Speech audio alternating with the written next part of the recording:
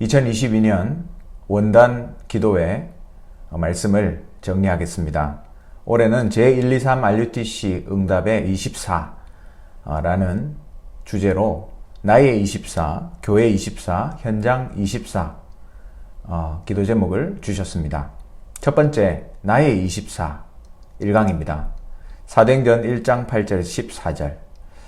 하나님은 변하시는 게 없습니다. 문제는 우리가 변해야 되는 거죠. 40% 사람들은 포기했다고 얘기하고 50% 사람들은 힘들다. 그리고 나머지 10%는 그나마 성공했다라고 얘기하는데 그마저도 영적 문제로 힘들다고 합니다. 왜 그럴까요? 세계에서 제일 잘 사는 나라가 미국입니다. 또 아시아에서 제일 잘 산다는 나라가 일본입니다. 근데 세계에서 정신질환자가 제일 많습니다. 유럽에서 평균적으로 제일 잘 산다고 하는 독일의 자살률이 1위예요. 교회는 문 닫고 있습니다. 세상 소리, 또 세상의 사람 소리, 틀린 소리들을 하고 있습니다. 그리스도께서는 제자, 중직자 70인을 감람원에 불러서 중요한 얘기를 하셨어요. 하나님 나라의 일을 40일간 말씀하시고 오직 성령 충만받고 권능 받으면 땅끝까지 증인될 것이다. 그래서 네가 응답받으면 끝이다. 네가 누군지 발견해라 말씀하셨습니다. 그 사람들이 감람원에서 내려왔어요. 초대교회가 탄생한 것이죠. 네가 응답받으면 된다. 답을 주셨습니다. 이것이 나의 24입니다. 90% 사람들은 나를 놓쳤어요. 또 내가 나를 발견하려고 합니다. 그러면 분명히 한계가 오게 되어 있습니다. 3단체가 이것을 활용해서 창세기 3장, 6장, 11장을 심었습니다. 뉴에이지, 프리메이슨은 또 그 배후의 유대인들은 이미 10년 전에 비대면을 대면화하는 일을 완성했습니다. 지금 이렇게 3단체가 역사하고 있는 것이죠. 그래서 우리는 하나님이 만드신 나를 찾아야 됩니다. 내 안에 보좌를 만들어야 돼요. 갈라디아서 2장 20절에 멸망받을 너는 끝났고 그리스도가 네 안에 있다. 고린도전서 3장 16절에는 너희가 하나님의 성전이다 말씀하셨습니다. 고린도후서 5장 17절에는 새로운 피조물이다.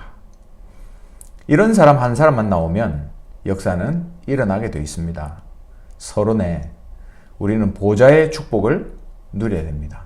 성삼위 하나님의 능력이 오력으로 나타나야 돼요. 9가지 보좌의 능력을 누려야 됩니다. 이것이 내게 임해야 된다. 또 3시대의 축복을 누려라. 한마디로 하나님 나라의 일, 보좌의 능력, 그것이 내 안에. 그래서 오직 성령의 능력으로 땅끝까지 증인된다는 말입니다. 렘넌트 7명이 이렇게 응답받았습니다. 요셉이 응답받으니까 전 세계가 살아났죠. 청와대에서 일하는 사람이 내가 응답받는다? 그러면 대통령을 살리는 것입니다. 히브리서 11장에 싸워서 이기는 게 아니에요. 내가 응답받으면 흑암은 도망가게 돼 있습니다. 초대교회가 그런 응답을 누렸죠. 항상 문제, 갈등, 위기는 옵니다. 그렇게 보는 자는 세계복음화를 할 수가 없다 했습니다. 문제는 하나님의 주시는 답이다. 갈등은 갱신이다. 위기는 하나님의 기회다. 이렇게 볼 수 있어야 세계복음화 할 수 있습니다. 여러분 한 명이 너무 중요합니다. 아무것도 없는 것 같은 nothing에서 everything으로 가는 거죠. 아무것도 없이 시작했다가 모든 것을 살리게 됩니다. nobody 같은데 이제 everybody, 모든 사람을 살리게 되는 거죠. 보좌의 능력을 받으면 그렇게 할 수 있습니다. 본론입니다. 그래서 준비를 해야 돼요. 몰라도 되지만 누리려면 준비를 해야 됩니다. 첫 번째는 절대 시간표. 창세기 39장 1절에서 6절에 노예가 됐습니다. 절호의 시간표죠. 사무엘상 7장 1절에서 17절에 골리앗을 만났습니다. 절대 시간표죠. 다니엘서 1장 8절에서 9절에 포로됐습니다. 절호의 시간표. 결단하게 됐습니다. 사도행전 1장 3절에 하나님 나라의 일을 40일간 설명들었습니다. 사도행전 1장 8절에 오직 성령 땅끝까지 증인되게 되는 거죠. 절대 시간표는 문제처럼 올 수 있습니다. 그러나 답이 있으면 미리 보기를 할 수 있어요. 두 번째는 절대 응답입니다. 일과 사건이 생기는 것처럼 오게 돼요. 답이 없으면 accident, 어떤 사건이 되게 되는 겁니다. 그러나 답이 있으면 이벤트가 되는 거예요. 박해를 당했습니다. 사도행전 7장 1절에서 60절. 죽음도 괜찮아요. 스데반 때문에 큰 역사가 일어났죠. 죽음이 곧 시작이 됐습니다. 또 환란이 올 수 있습니다. 흩어진 자들이 모였죠. 안디옥 교회였습니다. 바울을 잡아 죽이려 했어요. 세계 선교의 문이 열리게 됐습니다. 문이 막히는 것처럼 보였습니다. 마게도냐의 문이 열렸죠. 더 큰 박해로 로마의 문이 열리게 됩니다. 나의 24, 기도로 누려라. 응답은 따라오게 돼 있다. 또 세 번째는 절대 작품입니다. 하나님이 아무도 할 수 없는 절대 작품을 주십니다. 아무도 도움을 안 주는 것처럼 보여요. 그게 남은 자입니다. 히브리서 11장에 세상이 감당할 수 없는 사람이다. 베드로를 통해서 베드로전서 2장 9절에 작품을 남겼어요. 우리는 사단을 이긴 왕 같은 제사장이다. 바울 로마서 16장 25절에서 27절 영세전에 감추었다가 이제 나타나신 바 되었다. 이러한 작품을 주시는 것이죠. 하나님의 나라의 일, 바로 보좌입니다. 그것이 예수님의 마지막 강단이었어요. 바로 이것만 누려라. 결론입니다. 세 가지 누림이 나옵니다. 첫 번째, 플랫폼입니다. 내게 임한 하나님의 보좌가 플랫폼이 돼야 돼요. 모든 사람이 내게 문제가 되지 않아야 됩니다. 부산역에 많은 사람들이 오는 것이 정상이죠. 누구든지 올 수 있어야 됩니다. 두 번째는 파수망 등대입니다. 보좌의 축복이 내게 임해서 파수망이 되어서 불을 비춰야 돼요. 모든 것이 문제가 안 되는 것. 왜냐하면 다 살릴 것이니까. 세 번째는 영적 안테나입니다. 보좌의 축복이 내게 임한 영적 안테나. 그러면 소통이 됩니다. 모든 현장이 겁나지 않고 소통이 되는 것이죠. 보좌의 축복이 내게 있기 때문입니다. 보좌의 축복을 누리면 나머지는 따라오게 돼 있다. 두 번째 2강입니다. 교회 24. 하나님 나라의 일입니다. 교회 생활이 힘들다. 그런 분들은 오늘로써 끝내시기 바랍니다. 왜냐하면 초대교회는 아무도 못 막았어요. 교회가 뭔지 알면 진짜 응답을 몇 가지 받게 되는데 사도행전 2장 1절에서 4절입니다. 이들은 사도행전 1장 14절에 모였던 사람들이에요. 이 사람들이 누구였는가? 서론의 첫 번째로 갈보리 산을 본 사람들이었습니다. 요한복음 19장 30절. 요한복음 19장 30절에 십자가에서 말씀하셨습니다. 다 이루었다. 내가 교회 다니는데 그리스도로 완전히 답났다. 그게 정상이죠. 답이 안 나면 사단은 건드리게 돼 있습니다. 아니, 끝 안 났는데 왜 끝났다고 하느냐. 여기서 진짜가 시작된다 라고 말씀했습니다. 두 번째, 감람원에서 파견된 사람들이었어요. 보좌의 축복, 또 앞으로 있을 일에 대한 설명, 미래에 대한 미션, 확신을 예수님으로부터 받았습니다. 그리고 세 번째, 마가다락방에서 전 세계로 파송될 사람들이었어요. 이 답을 가지고 있었습니다. 우리가 신앙생활을 하려면 교회에서 문제, 갈등, 위기가 보이죠. 문제가 맞는데 아니라 하는 사람은 바보입니다. 문제가 아닌데 문제라고 하는 사람은 정신병이죠. 문제를 문제라고 하는 사람은 정상이지만 세계복음을 할 수 없고 교회를 모르는 사람이다 했어요. 문제는 하나님의 뜻이고 갈등은 하나님의 갱신이고 위기는 하나님의 기회입니다. 교회가 뭘까요? 보좌의 축복의 그림자다. 그게 교회입니다. 건물이 아니라 우리의 모임을 얘기하는 것이죠. 보좌의 현장을 누리고 보좌의 미래, 즉 천국 가는 길을 누리는 것이 교회입니다. 교회는 내 안에 임한 보좌, 예배 때 임하는 보좌의 능력, 후대와 미래에 임하는 보좌의 능력입니다. 교회가 무엇인가? 그리스도께서 갈보리산에서 다 끝내셨어요. 이것을 본 자들을 감람원에 부르셨습니다. 미션을 주셨죠. 그것 가지고 마가다락방에 모였습니다. 능력을 받아서 세상에 파송될 사람들. 이게 교회입니다. 나의 24는 내가 응답받으면 모든 것을 살린다. 그리고 나만 사는 게 아니죠. 교회 24. 후대 많은 사람들에게 임하는 하나님 나라의 일을 듣고 내려온 겁니다. 이것을 누리는 것이 교회 24입니다. 나를 살리면 세상을 살릴 수 있다. 이 강에서 본론이 아니라 결론부터 먼저 보겠습니다. 후대입니다. 왜 교회가 중요하냐? 교회가 없으면 다 되는데 한 가지가 안 된다 그랬어요. 세 가지 뜰, 이 렘넌트를 붙잡고 해야 될 세 가지 뜰을 할 수가 없습니다. 첫 번째, 미래 캠프, 237 이방인의 뜰입니다. 두 번째는 기도 캠프, 기도의 뜰이죠. 토요일에 교회에 불러서 기도를 가르쳐라. 이 두 개를 하게 되면 세 번째, 달란트 캠프가 나옵니다. 아이들의 뜰이죠. 이스라엘의 성전이 멸망한 이유는 이 세 가지 뜰이 없었기 때문입니다. 우리 렘넌트들에게 가르쳐야 돼요. 393, 성삼위 하나님과 오력, 9가지 세팅, 3시대, 내가 받아들이고 전달해야 됩니다. 아이들이 미래를 지금 몰라요. 학교에서는 공부만 하지 미래 가르치지 않습니다. 여기서 치유가 되어줘야 돼요. 치유는 근본적인 힘, 오력을 키우는 것입니다. 또 전 세계 후대를 내다봐야 됩니다. 왜 다 이루었다고 말씀하셨는가? 왜 하나님 나라의 일을 말씀하셨는가? 왜 마가다락방에 5시간표, 5가지 문, 5 능력을 주셨습니까? 바로 후대 살리라고.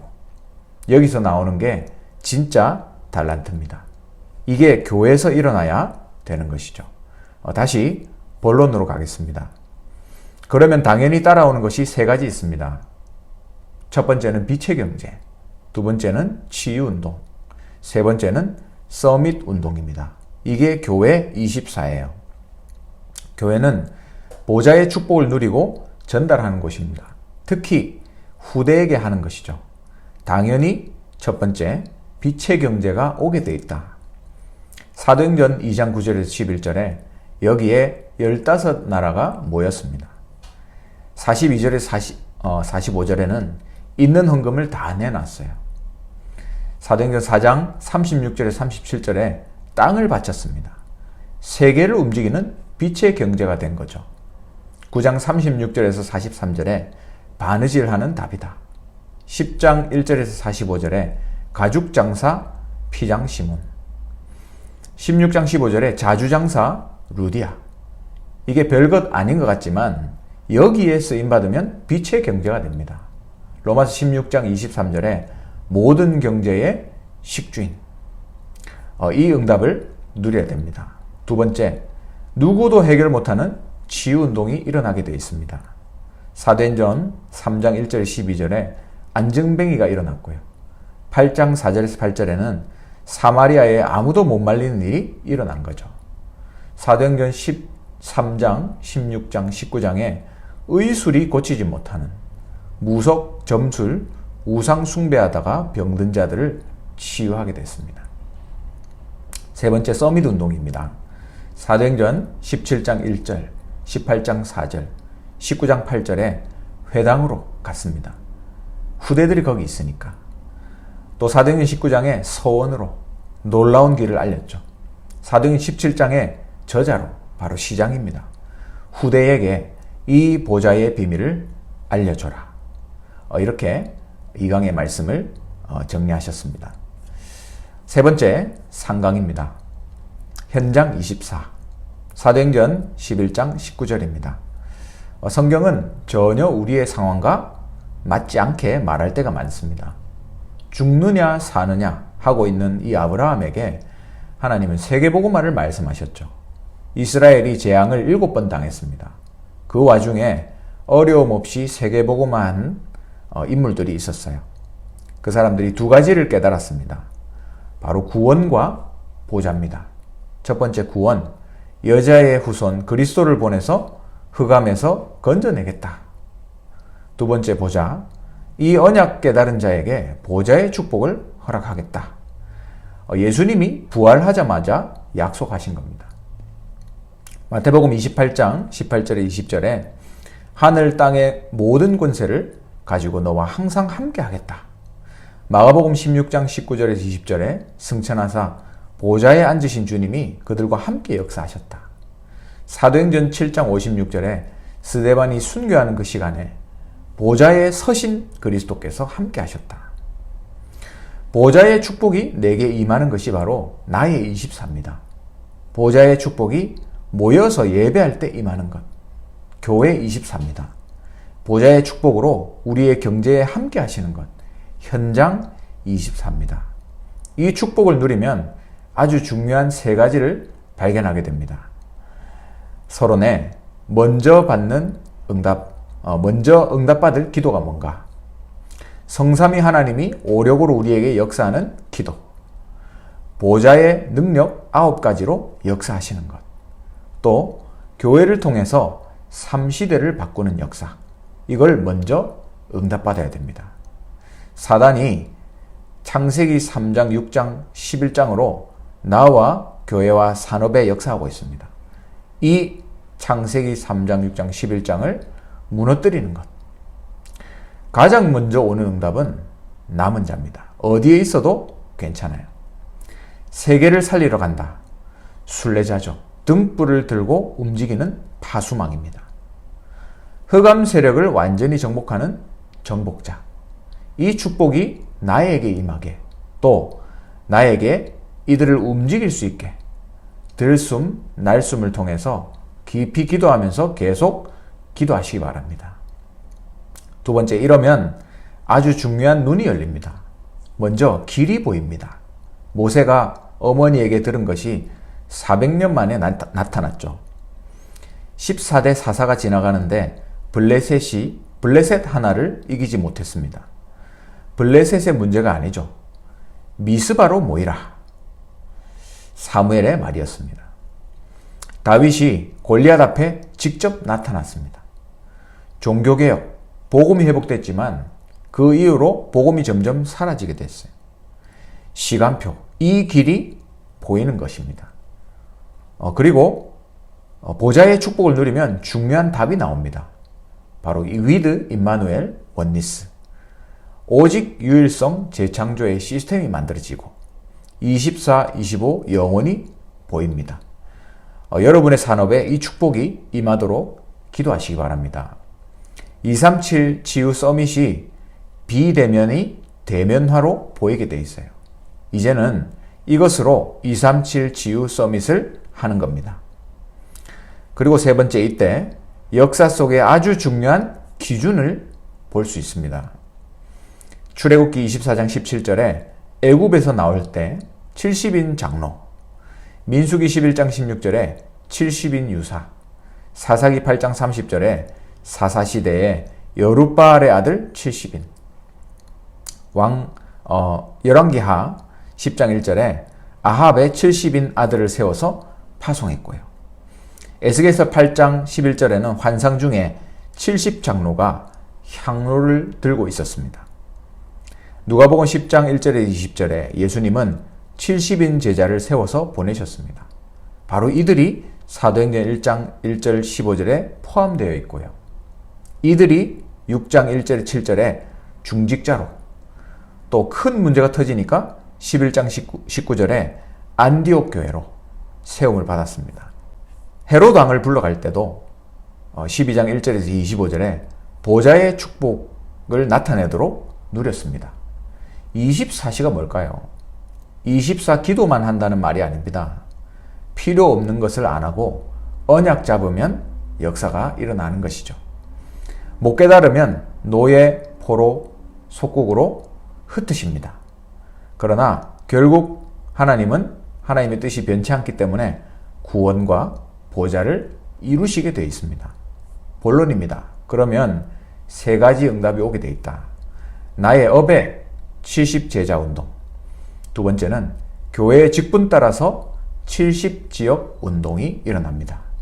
보좌의 축복을 타고 세계화되는 사람이 여기서 나옵니다. 세 번째로 아무것도 안 되는 사람은 어떻게 하느냐. 마지막 운동, 70지역 세계화 운동이 일어납니다. 죽을 때 됐는데 안 죽는 사람이 있다면 이것을 하고 오라는 말이죠. 첫 번째, 나의 업의 70제자 운동입니다. 이드로의 산업이 뭐였습니까? 양치는 것이었죠. 70제자, 모세, 라합이 거기서 나왔습니다.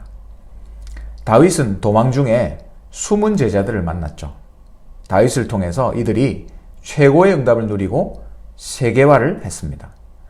오바댜의 산업, 70제자 운동과 세계화 역사가 일어났습니다.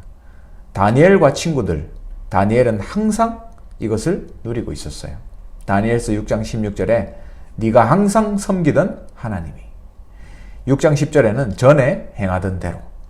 이게 여러분 산업의 기준입니다. 브리스가 부부, 또 빌레몬, 가이오, 이들이 모든 교회의 전도자의 식주인이 됐습니다. 빛의 경제를 회복한 것이죠. 여러분이 받을 세계복음화의 축복입니다. 두 번째, 교회의 직분 따라 70지역 운동. 사도, 목회자, 그리고 중직자, 렘넌트와 부교육자, 중요한 삼실의 응답을 누려야 되겠습니다. 전도에서 70제자가 일어나는데 아무도 말릴 사람이 없잖아요.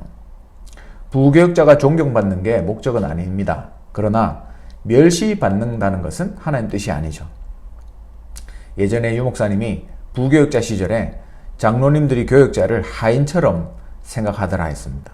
근데 거기서 정신을 차리고 다락방 전도운동과 학원 복음화가 어떻게 되어져야 될지를 발견했다 말씀하셨어요. 장로님들을 많이 세우는 것은 현장을 위한 겁니다. 70제자를 찾으라. 중직자들을 메시지와 기도로 이거 할 수 있도록 도우라. 그래야 산업, 현장, 후대도 살 수 있습니다. 교회의 세 가지 시스템입니다. 강단 중심, 현장 중심, 미래 중심. 다른 말로 하면 예배 중심, 전도 중심, 세계복음화 제도, 즉 세계교구, 대교구를 말씀하시는 거죠. 세 번째입니다. 마지막 운동, 70지역 세계화 운동입니다. 안 된다고 생각하는 자들. 모세를 보세요. 나는 할 수 없다 말했습니다. 그때 중요한 현장을 하나님이 보여주시죠. 너희 백성의 울부짖음을 내가 보았다. 엘리야, 다 끝났다고 말했고 나만 남았습니다 했는데 하나님은 위로하신 것이 아니라 현장을 보여주셨습니다. 7천 제자 엘리사를 찾으라 말씀하셨어요. 사무엘에게 말씀하셨습니다. 블레셋을 두려워하지 말고 이스라엘과 세계 현장을 봐라. 전 백성은 미스바로 모이라고 선포했습니다. 초대교회를 보죠. 갈릴리 사람들, 또 오네시모 같은 아무것도 못하는 자들이었습니다. 이들이 복음과 세계 현장을 보니까 최고로 쓰임받은 것이죠. 결론입니다. 지금부터 실천하시기 바랍니다. 기상했을 때 눈 뜨고 일어나는 시간에 혼자 있는 아침입니다. 정시기도 하세요. 문제, 갈등, 위기를 답과 갱신과 기회로 볼 수 있도록 생각나는 모든 것을 기도로 바꾸시기 바랍니다. 이제 만남입니다. 사람을 만나는 낮이죠. 보는 것, 듣는 것 전부 기도로 바꿔라. 무시기도의 응답을 누려야 됩니다. 밤에 깊은 기도, 집중 기도의 시간을 가지라. 모든 일을 하나님의 말씀으로 정리해라. 성경 많이 몰라도 괜찮습니다. 한 구절만으로도 다 할 수 있어요. 성령의 역사는 같습니다.